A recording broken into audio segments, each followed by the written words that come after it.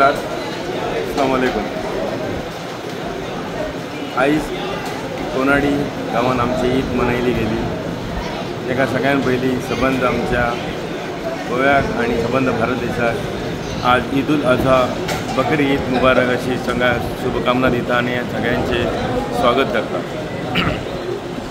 बकरी ईद हे प्रेमाचे प्रतीक आसा। गुण गोविंदान गावता नांदतो आमी हेजे प्रतीक आसा, हे दिसून येता।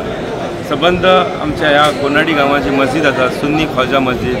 हेतून शेकडो लोकांनी आज नमाज अदा केली, नमाज पडली सगळ्यांनी। तेच खातीर सगळ्यांक ईदाची परबी दिता सगळ्यांक तेच्या पयलीं सगळ्यांक। आनी सांगपाक सोदता की ज्या कारणान ही ईद जी मनयल्या जाता तेका एक मोठे हे आसा, तेच्या मागे एक मोठे कारण आणि मोठे एक हेतू असा की आमचे इब्राहिम अलैहिस्सलाम आणि इस्माईल अलैहिस्सलाम ह्याच्या यादेन ही ईद मनयली जाता।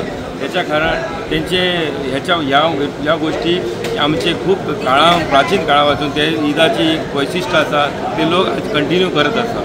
त्याच खातीर लोकांक परत एकदा सांगता की ईदाची परबी आणि ईदाची शुभकामना दिता आणि हांगा दोन उतर सोंपयता। धन्यवाद। सगळ्यांक ईद मुबारक अशें सगळ्यांक शुभकामना।